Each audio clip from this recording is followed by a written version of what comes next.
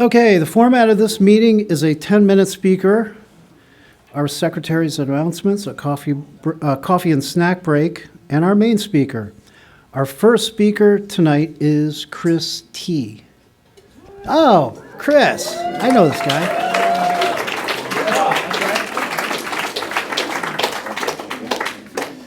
Are you the speaker? Awesome. Hi, everybody. My name is Chris, and I'm an alcoholic. Thank you, Chris, for asking me at the very last minute to do this. It helps me not get too nervous, although this room is really big from up here. Like I said, my name's Chris, and I'm an alcoholic. My sobriety date is February 17th, 2014. That is not my first sobriety date. I first got sober back in 2002, and I came in the way most of us do, desperate. I know for sure that I'm an alcoholic, and that wasn't enough to keep me sober, right? I know for sure what happens to me when I put alcohol in my body, that eventually, whether it's 2 days or 2 months or a year, I go to 24/7 maintenance drinking. It's just a matter of time. And the strange mental twist that I get that precedes the first drink after having some time in sobriety is that I can somehow keep it in the first couple of days of the relapse. Through willpower, good behavior, exercise, eating right. The list goes on, and it's remarkable because as I stand here right now, I think back and that's ridiculous. You know what happens to you when you drink. And yet, when I'm not in this and doing this program, when I am left to my own devices, especially when my life gets really, really good, I don't need this anymore. I don't need my medicine. I'm good. Look at me go. Master of the universe, man. I got this shit. And then something will happen or something won't happen, and I'll get my feelings hurt. And it will be your fault. And I'll see others cutting corners, right? Doing what they need to do to get ahead. I'll see others with the fancy things and the shiny stuff, and I'll think, I want that too. That's where the solution is. And the only way to do that is for me to live outside my values. And when I start doing that, it's only a matter of time. And I can't not do that without your help. I can't not go that direction without Alcoholics Anonymous. Now, it's not the only way to get sober, stay sober, or have a spiritual experience, but it's the only way that's ever worked for me. And my life is amazing. Amazing. I'm 9+ years in sobriety, and when they talk about a life beyond your wildest dreams, I get what they're talking about now, because it's not about all the stuff. It's about this feeling in here that I didn't even know was possible. It's about a feeling of peace and ease and this core belief to my soul that everything's going to be okay, regardless of what happens. No matter what it looks like or how it goes down, I'm going to be, even when I'm not okay, I'm going to be okay. Even when it's not okay, I'm going to be okay. And all I need to do is show up as the best version of myself that I can muster that day, right? And I get a much better chance of doing that if I do the stuff that I'm supposed to do today. I can't live in tomorrow and I can't live in yesterday. I can live right now, and sometimes right now is really, really hard. And sometimes I want to throw in the towel, and sometimes I don't want to do it, and sometimes it's amazing, right? But I do the same things now every day, regardless of what's going on around me, because I don't want my circumstances of my life to dictate how I feel about my life. I don't want the perceived circumstances of my life dictate how I feel about you. And I definitely don't want it to dictate how I feel about me, right? So I can always act a little better than I'm thinking, right? Because my thinking is not always on the line. It's just not. I get my feelings hurt like everybody else does. I get upset by bad traffic and bad drivers and a lady with way too many coupons and people with different ideas about politics and religion and spirituality and how to dress and what to say and who to talk to. I got an opinion about everything, right? And none of that shit matters. None of it. It's mine, and that's as important as it gets. And then you get to have yours too. And what I get to do is I get to stand here and walk this path with you guys. Nobody tells me how to do it or what to do or what's important or what's not important. It's right there. It's right there. It's listed up there. I don't have to reinvent anything. All I have to do is show up and do this stuff, right? And then try try to practice these principles in all my affairs. And like, there's a whole step for when I don't do that very well, right? And I can't do any of that without you guys. I can't stay on the path on my own. On my own, I deviate off the path. On my own, I think a new path will be better. On my own, sure, it's going to be extra work, but that's okay because it's going to be better. Like, I don't want to walk the same path everybody else is doing. I want to be independent, right? And what I know is from this is the freedom, which is really, I think, what we want when we're talking about independence. The freedom that I get is from doing some things. It's from having some structure and some ritual and some routine in my life. And then I have freedom. It feels, when I was new, it felt so counterintuitive. Like, what do you mean I have to? What do you mean I gotta? What do you mean? Like, I don't know. This seems like a lot of work. Like, I get 1 in 12. Down for those two. The rest of them, maybe they just need to be rewritten a little bit. I mean, for Christ's sake, it was like back in the 30s and 40s. Things have changed. I'm a different cat now. And it's just not true. Alcoholism is alcoholism, and it doesn't have much to do with just how much you drank or how often you drank. It's like, what happens when you drink, man? Like, where do you go? What happens to you? I work with people that, like, were periodics, and it blows my mind because sometimes I think, man, I wish I was a periodic. If I was a periodic, I wouldn't be here. They're like, you know, I don't know that that's true because I don't have that experience and I'm not living inside that person. I don't know what incomprehensible demoralization looks like to you. I know what it feels like to me. I know what it looks like to me. It's pathetic. It's sad. There's nothing cool about it. And I want to die. Like, every time. I get to the end, when I get to the place where I want to set it down, but I can't. Like, I'm done. I'm done. That illusion, like, if it gets bad this time, I'll just stop. It's like, what? What? When has that ever worked? You know, and when that happens, like, I get a few more days of trying, and then I want to die.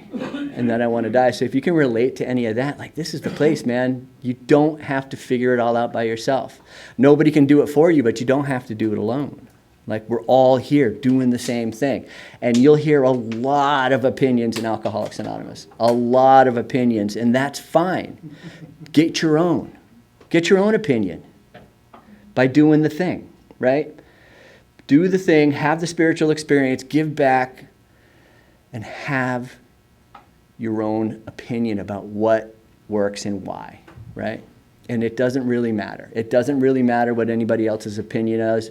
You know, they taught me early on, it's like, take what resonates, man, and leave the rest, right? But if it seems to be working for somebody else, chances are it's going to work for you too, right? Nobody in this room is that different. I don't care what your politics, preferences, reading material, it doesn't matter. It doesn't matter. What matters is that if you have admitted that you have a problem with alcohol, right? We don't even need you to admit you're an alcoholic just yet. Just that you have a problem with alcohol and you want to be sober, like, do this stuff. And you can figure it out. Right? I was very, very sure when I got here that I was an alcoholic because I actually become that guy that can't leave the house without drinking or can't. Not driving while drinking was impossible because I needed to drink in order to drive. Like, I couldn't figure out the car. I couldn't figure out people. I couldn't look anybody in the eye, and I couldn't do anything, and I had to drink just enough to, like, get back up to 0 so I could do the day. And that's what happens to me every single time. Every single time. And it doesn't have to get that bad for you. You don't have to drink the same amount that I did to be an alcoholic. If you understand incomprehensible demoralization, if you understand drinking way more than you wanted to, if you understand drinking when you didn't want to, you might be in the right place. And I know that my life is exponentially better because of Alcoholics Anonymous, that I had the opportunity to find a higher power of my understanding that has 100% changed my life. And like I hear many people who share from the podium about 10 and 11, like, I did not ever really start working 10 and 11 on a regular basis until this sobriety. I had them as needed. So if you're out there doing the as needed on 10 and 11, the PRN variety of spiritual maintenance, I recommend diving in and being uncomfortable with it at first and just doing the thing. That's where the freedom is. If you've worked all 12 steps, if you haven't, if you're brand new, start meditating now. Start praying now. Start doing a daily inventory now. It doesn't matter if you get it wrong. Get into the practice. Get into the practice of gaining some honesty around you, yourself, your motivation. Start building a relationship with a higher power that has your back, right? A higher power that you believe in. A higher power that gives you the same peace of mind that I have right now, where I feel everything's going to be okay. Everything's going to be okay. So, thank you guys for letting me share.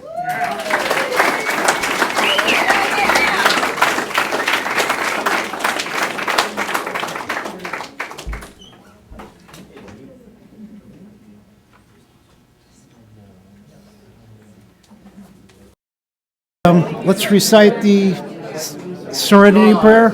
God, grant me the serenity to accept the things I cannot change, courage to change the things I can, and the wisdom to know the difference. Okay, now our main speaker will share his, or actually it's her experience, strength, and hope with us. And if there's no objection, please join me in welcoming Kristen from... Kristen. I'm here. Yeah. Oh, welcome. All right, guys. Hi, my name's Kristen, and I'm an alcoholic. Oh, I'm a great speaker. And I have 100 million years of sobriety.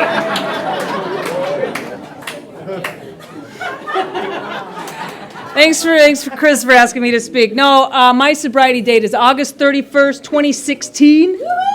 Yeah, I had no idea that was going to be my sobriety date. I didn't come in on a bottom. I'd had lots of bottoms. I did not come in the day I went to jail. Been to jail before. I didn't come in that day. The day I woke up in a hospital covered in blood, didn't come in that day. I came in on August 31st, 2016 on a bad day. The day before wasn't even like a rally. I had gone out to lunch with some people that had just had a baby. And I was having lunch with them to say, congrats on your baby. And I had a beer at lunch. And then a second. And then 18 at their house. And then it's a little fuzzy, but my wife was celebrating a work promotion and I went to dinner with her. And then she says, I don't remember, I was gone for this part of the story.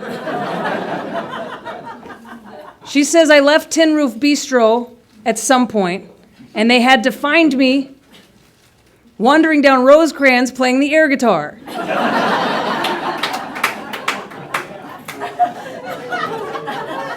In white pants. I don't know why I was wearing white pants, but anyway, that was, the rest of the night got bad.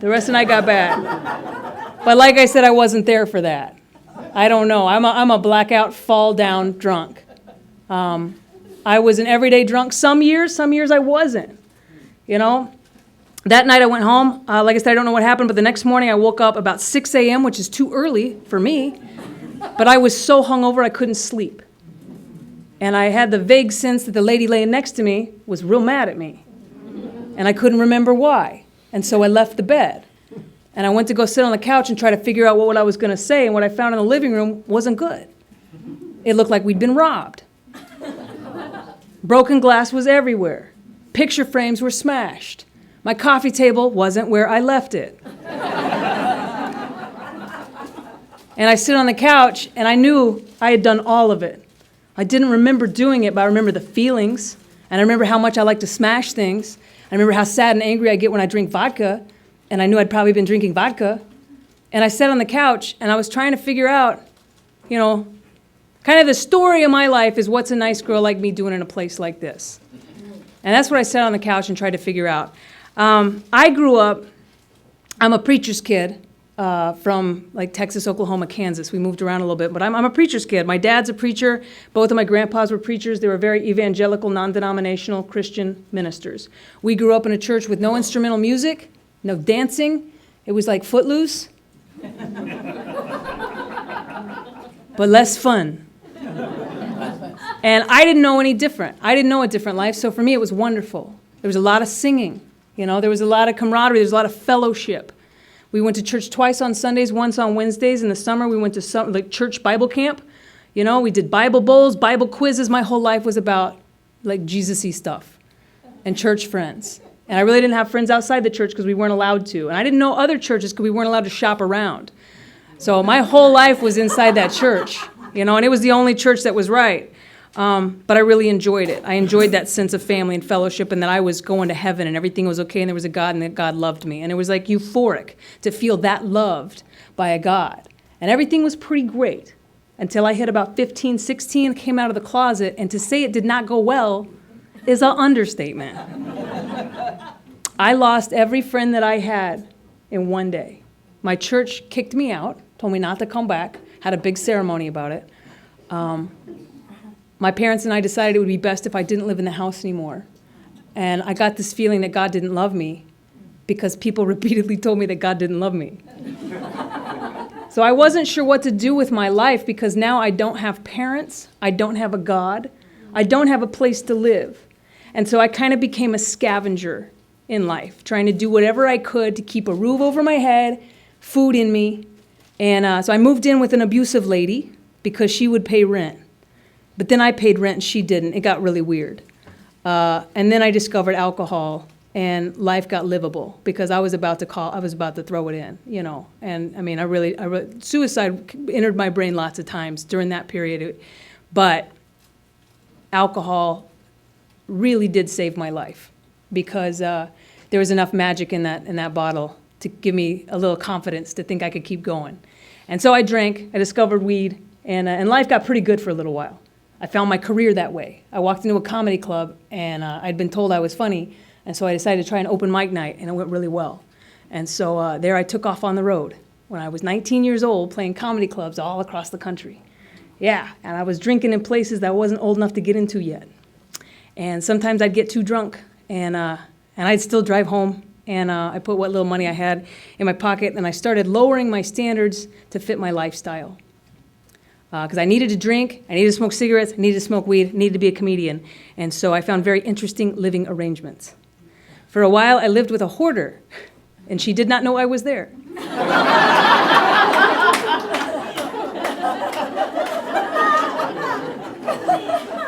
But I didn't have to pay rent, and she was real nice about it when she figured it out. That got me 2 years. I dated a meth addict for a few years because, my drinking had kind of taken off, but guess what? She was worse. Mm-hmm. Yeah, so we dated for 3 years, and all I learned from that was that she had a problem. She tried to get clean in the middle of that. I didn't like that very much because she would say things like, well, if I'm in recovery, we shouldn't have alcohol in the house. And I would say, yeah, but I can, right? And I visited her in rehab, and they passed around literature, and I had to read some of it, and it really did fit my situation. But I pretended that didn't, and I wanted to go support her by going to Al-Anon. And so I went to an Al-Anon meeting in Amarillo, Texas at 12 o'clock noon, and everybody was going around saying, my name's so-and-so and I'm an alcoholic. And I was like, shit, I'm in an AA meeting. And so I waited until it got to me, and I said, nothing, and I jumped up and left because I had this vague sense I should be there. But now wasn't the time, you know what I'm saying? I didn't want to be in an AA meeting. I was trying to go to an Al-Anon meeting. Anyway, we dated for a while. I had some success come my way. I got on TV in 2005. I was on a television reality comedy competition show, and it went pretty well for me. I got drunk during the show, though, and I think I kind of tanked my chances of going too far. But I didn't think it was the alcohol. Everything that ever happened that went bad, I tried not to blame it on alcohol because I didn't want to have to quit. But when I got off the TV show, I met my wife, I moved to California, and I thought with that success, now I can really drink. I've earned it. I've earned this, I can do whatever I want. I was on TV, and so I drank more than ever. I was back on the road playing clubs I always wanted to play, and it got really difficult because I always hated that in a hotel room the bed faces a mirror because you have to look at what you've done, and I have to wake up in the morning and see, the circles under my eyes, or that I fell asleep in my shoes again, or I'm still wearing the clothes, or I'm not in the bed I thought I was supposed to wake up in. And so little things like that started wearing on me, you know. Even though I was functional, I could do my job, but I couldn't do it very well. And I started getting kind of scared of things, like I didn't know what was going to happen when I drank, because sometimes I was end up in jail, you know. One time I was visiting my parents in Tulsa. I was borrowing their car for the gig. I still do that to this day. I'll fly into Tulsa, borrow my parents' car, and play a show out there. Well, back then I was borrowing their car, and I went out to dinner with some friends. My friends were done with dinner, but I wasn't done drinking. So I went to the bar next door, and I drank a whole lot of tequila. And then I didn't know how to get back to my parents' house, so I went the wrong way up the off-ramp of a turnpike. And then I kind of noticed, and so I did a 3-point turn and came back. You know, it was pretty safe, I thought, but there was a cop waiting for me at the bottom. And they took me, and I got a public intox out of that one instead of a DUI, because I'm a public speaker. And so I was pretty articulate, you know, but consequences were kind of piling up on me. And so I would go home, and I would tell my wife, like, we weren't married at the time. She wouldn't marry me because she thought I was a blackout drunk. Like, she noticed my drinking when I didn't think there was a problem. She noticed that I had Ensure in my apartment when we were first dating. And she would say, "Why do you have these old lady milkshakes in your apartment?" I was like, "Oh, you know when you drink and then like you can't eat food." She was like, "No," and I was like, you know. So then I had to start lying, and like, I wasn't used to lying because I dated a meth addict that didn't really notice that I was an alcoholic before, and now I'm dating a normie who does, you know, and so now I'm lying to the person that I love, because when I go out of town, you know, all I do is drink and smoke weed and stay up too late and try to call at like 9. Be like, "The show is really good, now I come drink." And then I'll go out and really drink, you know, and I found out years later she knew. I don't know how. So I was doing a lot of lying, and there was a lot of fighting. There was a lot of fighting about my drinking, but there was a lot of fighting about other things too that I can't remember, because we would start fights with each other, and then it would go until I threw something or I exploded, and then the fight was over, and I wake up the next day and not remember what we were fighting about, but I got to apologize. And so our whole relationship was swept under a rug, you know, and years went by this way. And I wanted to get married, and she said that she didn't want to marry me until I stopped blacking out. And I was like, okay, I'll stop blacking out. I had no idea how to stop blacking out because it just kept happening. I ended up in jail twice while we were together. She had to get that phone call. And then I ended up in the hospital one night. I was in Tacoma doing 2 shows on a Saturday. And at the end of the 2 shows, I was in a Corvette rollover car fire. It was a lot of bad. And I ended up getting out of the car. I was so drunk that I ragdolled. I got the guy out of the car. I went back to the car for all of our possessions, including our Taco Bell. Like, I was really drunk. And then I tried to fight a paramedic. Yeah, I mean, whatever. It happens. So I ended up in the hospital for a little while. They wouldn't let me out of the hospital till I was sober again. No injuries, but I was too drunk to let out. I had a .32 blood alcohol level on a work day. And so you think that would have been enough to walk out of there and say, I shouldn't be drinking anymore. And I was drunk 2-3 days later, you know, because I could not accept that alcohol had beat me, you know. That began the period of trying to manage and control my drinking. Because my wife was all about this. We can do this. We can control and manage. Well, just every time we go out, here's the plan. And every time we had a different plan. I can't tell you how many times I woke up with Sharpie on my hand with tally marks. And then like a picture of a dick. Like it always started like a good idea, because my drinking always had a plan. Like, I'm smart. I can figure shit out. And so I always had the plan. I'm going to go in. I usually play like Thursday through Sunday. If I start on Thursday, I don't drink at all. Friday, I can have a little bit. Saturday, I can really let my hair down. Sunday, all bets are off. But I would always go in and get shit-faced on Thursday. I don't know how. And it happened every time. I remember standing at the bar, waiting to go on stage, going, I shouldn't drink tonight. I go on in 15 minutes. I'll have one. 3 drinks in, I'm walking on stage carrying my 4th every single time, and I can't figure out why it happened. Every Friday I woke up with a hangover. Saturday it was worse. You know, I tried drinking only wine. You can drink so much wine. I tried drinking only beer because nobody can get drunk off Coors Light. I can. Because once you're drunk on Coors Light, you find wine and shots and all kinds of things. I tried only drinking vodka. That was my favorite.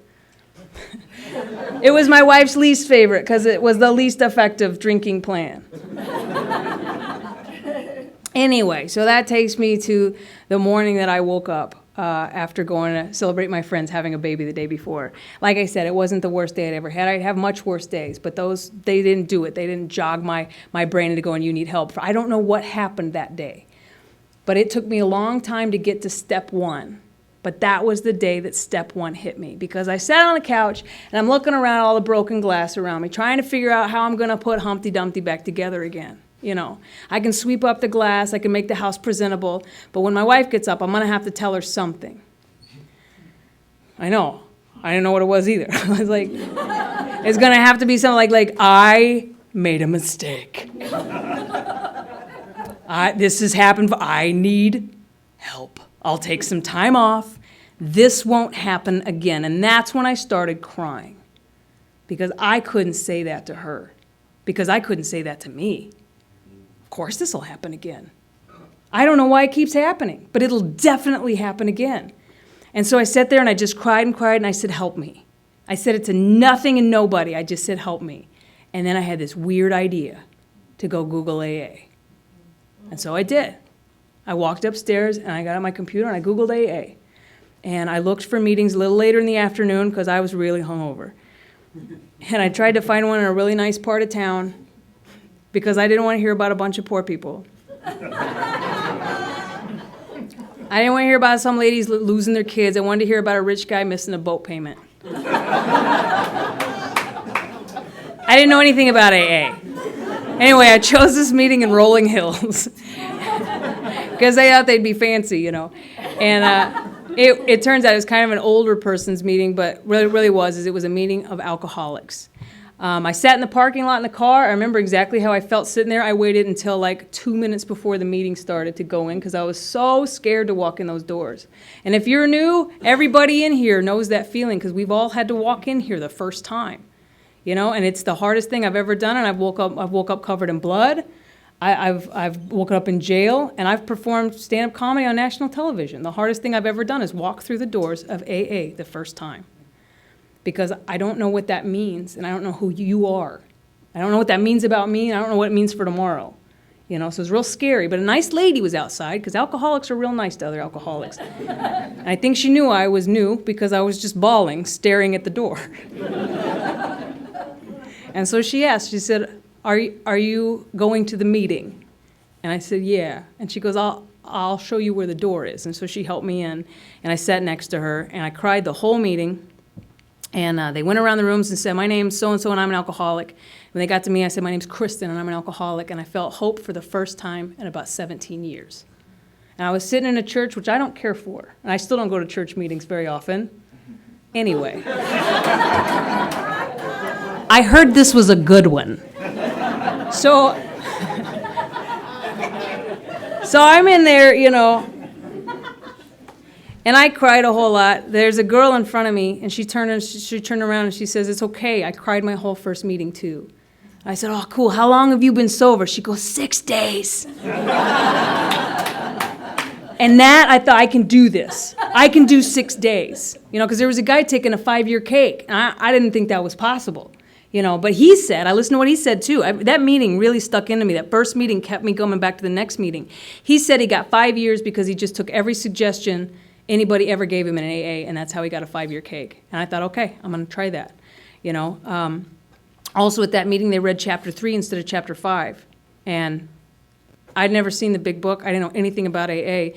And chapter 3 has a whole part about things we've tried to control and manage our drinking. switching from wine to beer, natural wines, taking a trip, swearing off with or without a solemn oath. I was like, that's me. I did all those things.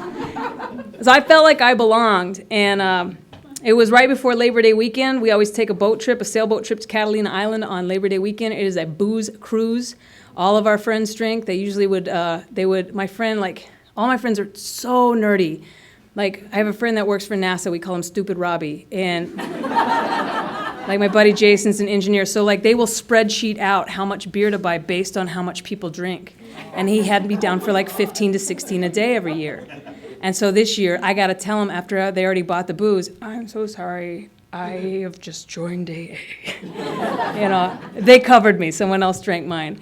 But this lady at the meeting, I told her I was going, and she was like, well, you're probably going to drink this weekend. So when you come back, just come back to meetings. I was like, you bitch, you don't know me. I didn't like that. And so I didn't drink that weekend just to spite that old bitch. There is not a wrong reason to stay sober for a day, even if it's spiting some old bitch, Whatever. You make it sun up to sundown, pat yourself on the back. And I came to the next meeting, and it was at the Hermosa Beach Delano Club, and that's my home club to this day because it's kind of a circus, and I like that. Yeah. You got people with jobs, and you got people without. Yeah. It's always a good time, but a lot of good support, and there's a lot of good laughs, a lot of good characters in there. I went to that meeting, they were talking about a guy named Bob. Bob died the Friday before, and Bob was a staple of that group. And I've learned a little bit about Bob because I know some of his sponsees, and I know his daughter now. And she was sitting there, and she was crying because her dad died the Friday before. And I'm sitting in that room in the newcomer seat underneath the soap dispenser, with one foot out the door. And I'm listening to everybody say these amazing things about this guy named Bob. And even somebody said, if there's a newcomer here, the meetings aren't usually like this. We just really love Bob. And I was thinking, man, I want to be like Bob. That's amazing because all these people are talking about this guy I don't know, and and all he's is an alcoholic. These rooms are great. I want to be here. I want to be like that because if I died, nobody would care. Or that's how I felt at the time. I've done nothing but take. I was scavenging from the world, I was using people for places to live. I was stealing from people. I was doing whatever I could to survive for so long. And this guy, Bob, had this room full of people that loved him. And so that gave me hope, that maybe I could be better than I was. And so I went to the next meeting. The next meeting, I saw Jackie knitting. I didn't know the knitting was part of AA. Because I crochet, it's not. And she doesn't even knit, but she was knitting that day. And that was enough to get me to the next meeting, And so I kept coming back. I learned some good things in those first meetings because I went to a meeting I hated. A bunch of women just crying. I didn't like that, even though I cried through my whole first meeting. Anyway, and someone said, just go to the meetings that you like. If there's one that you don't like, go to that one twice to find out if you really don't like her, if maybe it's you. Usually it was me, but there's one meeting that sucks. Anyway, it's not this one. So, this meeting's great. So anyway, I kept coming back because I kept hearing things that I needed to hear and things that I kept relating to what people shared because I kept noticing when I first walked in, it was a room full of strangers. And it was me and them. And then the more people shared, it's like, oh my God, I kind of belong in this group because they're saying things that I did or things that I felt. One time, this real professional lady was sharing about how she kind of got teary-eyed, but she shared that she had passed out on an airplane for work and they had to land the plane. And I started laughing my ass off. And she kind of looked at me and I smiled at her. And afterwards, I came up to her and I said, I have passed out on an airplane and they had to land the plane and it fucked up my work trip. And we laughed and we hugged. We were like, ah. Because that's what AA is. It's all of it. We're not laughing because that shit's fun. We're laughing because we're not doing it anymore. We're laughing because that is so far removed from who I am today that it's funny, But keeping it lighthearted kept me coming back a lot. The first 30 days were kind of hard for me. Because at first, the first couple of weeks, I got the booze is out of my system, so I feel amazing. I thought I had IBS for 17 years. No, I just can't handle that much alcohol, and I had diarrhea. So, what a wonderful feeling to be regular and to sleep. Oh, my God. You've been there, Miko. Yeah, no. Anyway, so we've all been there. So, but then the feelings came back. All the feelings that I drank over, they started coming back. There's reasons why I drank. My church kicked me out because they told me God didn't love me. I was molested when I was a kid, and that sucked. And I had all these, it sucks. And all these things happened, and now I'm not drinking. And so now when those feelings came, I wasn't sure what to do about them. And so I started asking the people in the rooms for suggestions. What do you do? And they're like, oh, that's why you work the steps. I was like, I wasn't going to do that. Yeah, I was just going to come to meetings because these are really fun. But then I did start having feelings, and so I was like, shit, I'm going to have to work these steps. And so I got that book, and I went home, and I read a little of it, and I was like, this is hard. I don't even know what step I'm on. And so I asked somebody else, I was like, I'm not sure which step I'm on. I think I'm here. And they go, do you have a sponsor? And I was like, no, I'm not going to do that. And one lady was kind of aggressive. She was like, you got to get a sponsor. I was like, I don't like her, I ended up really liking her later, but, And this other lady had a real soft voice, and she goes, we suggest that you get a sponsor so you don't end up sponsoring yourself. And I was like, I was going to do that. But her suggestion made sense, and so, I took her suggestion. I did Google. This is when I was Googling AA a lot, trying to find out what this program was about. I'm glad I was in it before I Googled it, because the internet's a mixed bag on this program. And I had some friends that were just like, I can't believe you're in AA. It's super Jesus-y. And I was like, really? I've talked to other people that have tried AA around the country. Los Angeles, we've got really good meetings out here. California's pretty good about a higher power of your own conception. I know there's different parts of the country that get a little specific. And that's fine for whatever, but for me, I was really glad it wasn't like that, because I was like, I haven't found it to be Jesus-y at all. I found it very inclusive, But I did Google, could I smoke weed and be in AA? I'm 30 days in. I haven't done anything yet, but I'm like thinking, I got my own brain telling me, you got these feelings. I bet pot would probably help. And so I Googled it to see what the internet said, and internet pretty much came back with, you can totally smoke pot if you lie to your sponsor.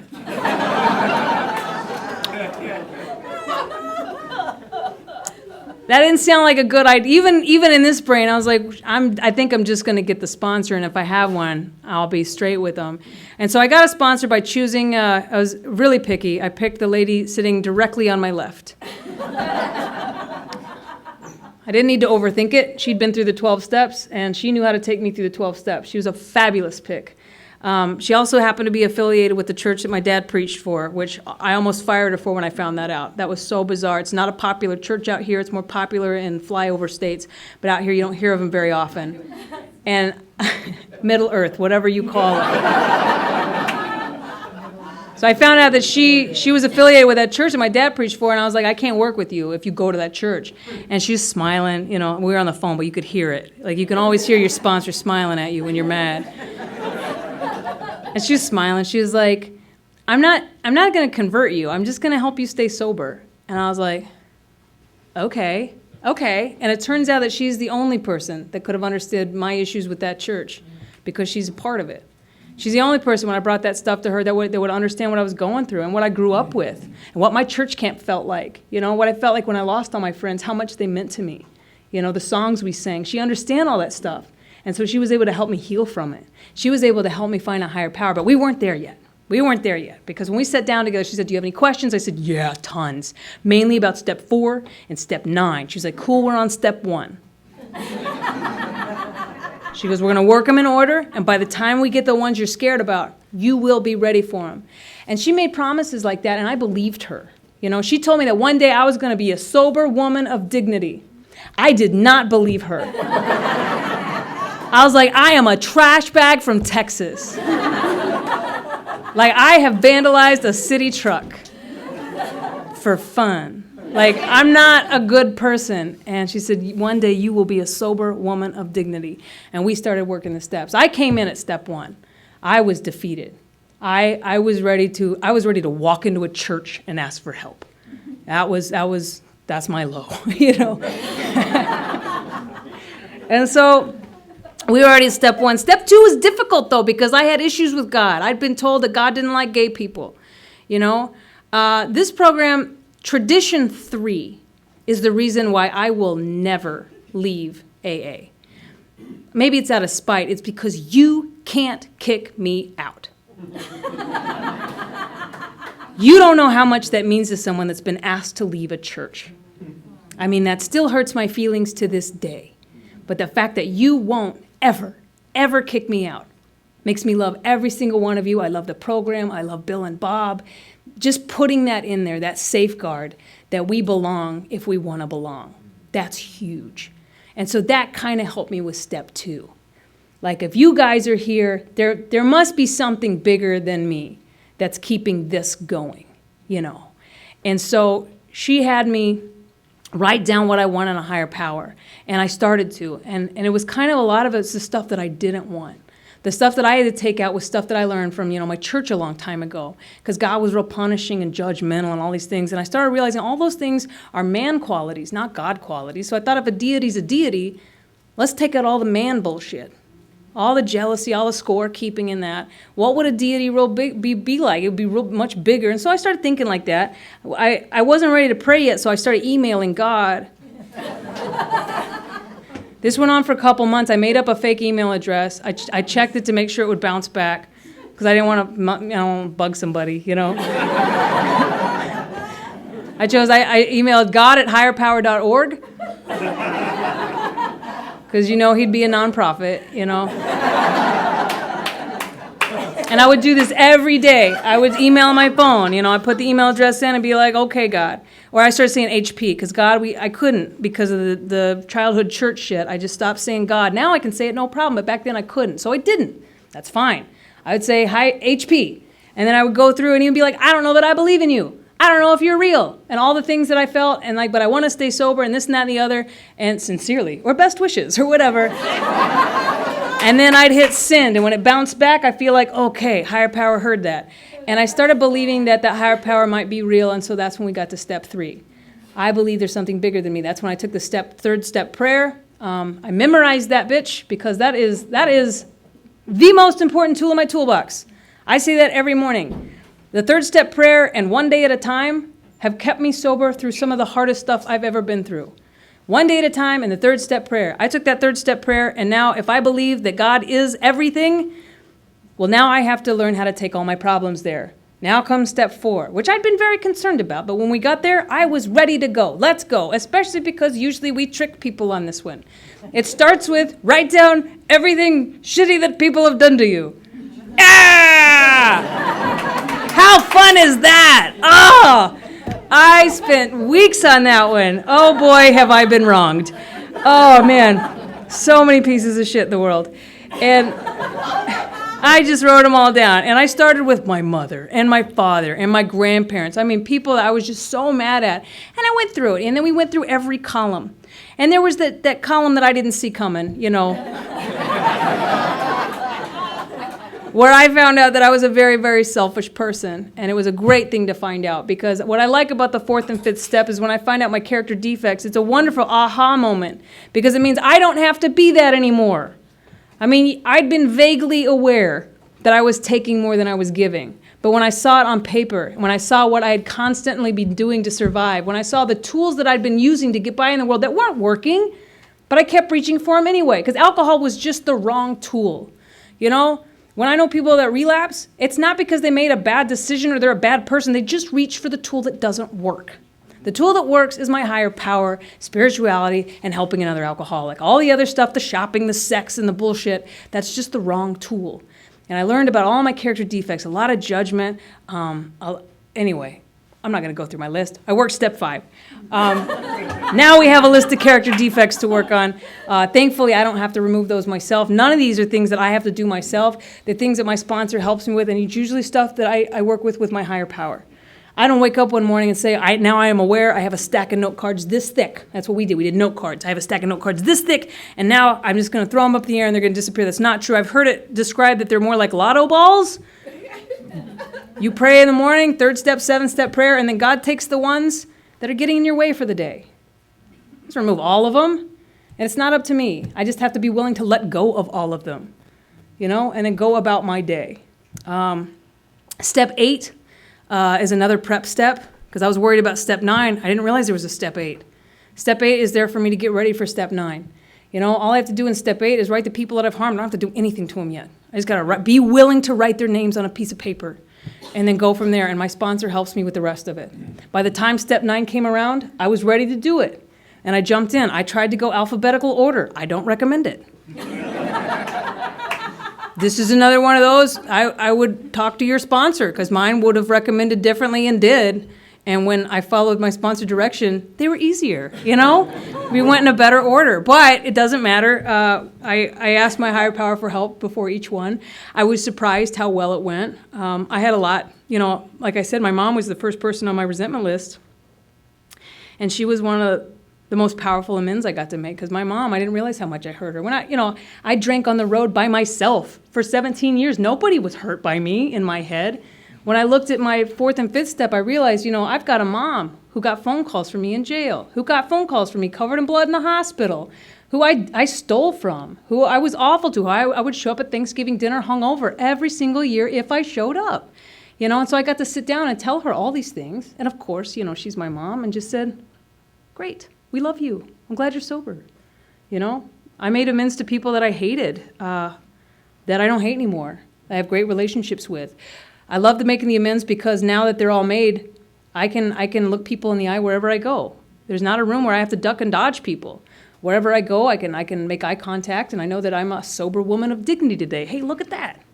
These promises came true in my life, 10 and 11, they're not maintenance steps, but, I wish I worked them better, but I do work them, just not every day. And step 12, of course, is being of service to other alcoholics. I'm so happy that I have sponsees. They save my butt more than anything else in this program, because, when I'm still an alcoholic. So whenever I think that I need more money and more fame, God gives me a new sponsee. That's the answer to those prayers, and it always happens. Every time I think I just need more money or I need to be on TV again, I'll get a phone call from a sponsee. And I remember that's what it's all about. Working one alcoholic with another. I was on a cruise ship 2 weeks ago, because I work on cruise ships sometimes, and I was having a really hard time. I was stuck in a cabin that was too small for me. I was stuck there for a long time, and I didn't feel good. And a vodka soda entered my brain. It started sounding really good. I'm almost 7 years sober. Vodka soda started sounding really good. I went to a Friends of Bill meeting on the ship. Cruise ships have AA meetings, and they call them Friends of Bill meetings, and they're wonderful. There was one man sitting in there, and he looked pissed. And I came in and I was pissed. And by the end of it, we were both crying, because we needed a meeting that day, and we got our meeting that day. And we got to cry and we got to hug, and we met each other every day that week. And at the end of it, we said, thank you so much for showing up to me. I don't know if I could have made it without you. And that's the power of this program. We're always here. Man, I'm running out of time. I'll tell you what I do today to stay sober. I wake up every morning and I say the 3rd step prayer, the 7th step prayer, and if I'm feeling frisky, the 11th step. Man, you pray that 11th step prayer, your phone's going to ring. But if I'm feeling real good, it puts me on the beam. But I do that because I need to know at the beginning of the day whose day it is. And it's not my day, it's not my will, If I'm in God's will, then whatever my plans are for the day, they're in pencil. Because God's got a better plan. That's something that my sponsor, I've had 2 sponsors, my newer of the 2, I've been through maybe 4 or 5 years now. She helped me grow my spiritual life, grow my higher power, because that resentment that I had against God when people told me that God didn't love me, that's gone now. I have a very big God now, or higher power, or Jerry, or whatever you want to call it. It doesn't matter. Because I've learned to believe that it really does have my best interest at heart, because my new sponsor, she would say, do you believe that, there's a higher power? I'm like, yeah, I believe there's bigger power. She goes, do you think it has a plan for you? I'm like, absolutely. She goes, do you think it's a good plan? I'm like, no. Based on my life, I'm a gay preacher's kid from Texas who was molested. God hates me. God wants me to be Anne Frank. That's what I said out loud, And my higher power said, no. Your higher power wants you to be happy, joyous, and free. It's in the book. And I looked at it. I'm like, okay, if it's in the book and she said it, I believe it. God wants me to be happy, joyous, and free. And so I believe that all those things still did happen to me. But my perspective on life has changed tremendously because nothing's really changed about all those circumstances. They're all the same. But my perspective is different today because today I can use that story to help other people that are struggling with sobriety or other people that feel unloved by a church or by a God. I've been there. I know what that's like. You know, I've had shitty things happen to me. I've been in weird relationships. I've like driven drunk with kids in the car. I've been there. And today I absolutely believe that there's a higher power. I talk to them every day. I've been able to watch my grandfather die and be there and hold his hand, be there for my family, show up for people. I show up for family events. I'm able to talk people through things. I'm able to listen now. I don't take from the world. I can give back to it. I'm employable. My job got better. My wife, who wasn't really on board for AA the first day. You know, day one was rough because she woke up to this, you know, all this starting. And she said, I don't think you should go to AA. I think you should go to therapy. And I said, I think my therapist is going to tell me to go to AA. And that day, she tried to talk me out of it very briefly. She said, oh, I don't know what you're going to do. You shouldn't. Are you telling me you're never going to have a Moscow Mule ever again? Oh, boy, I cried. I cried, yeah. I liked those. And so I looked at her. I'd been to one meeting. I said, all I know is that I'm not going to have a Moscow Mule today.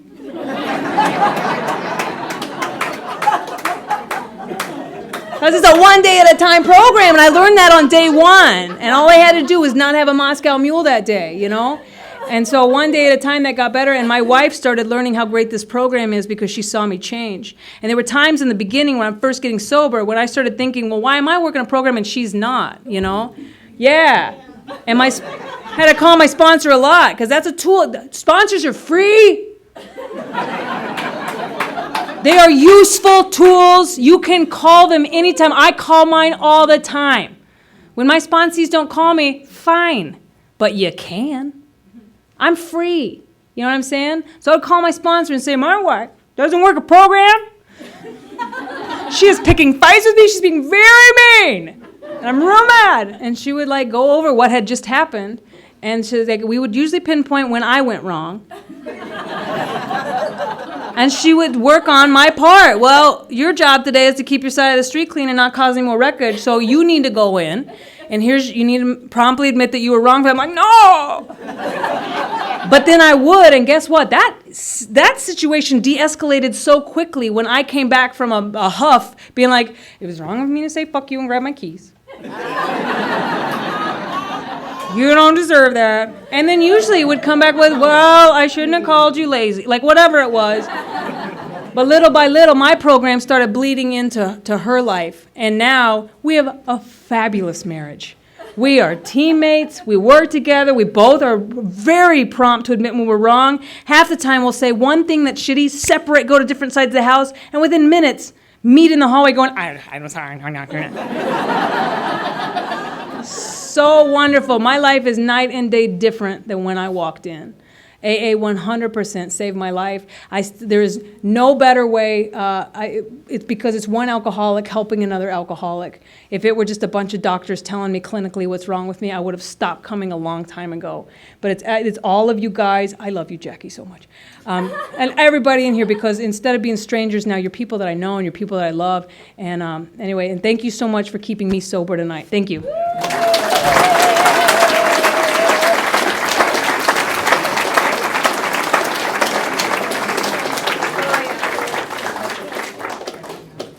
That was terrific. Thank you.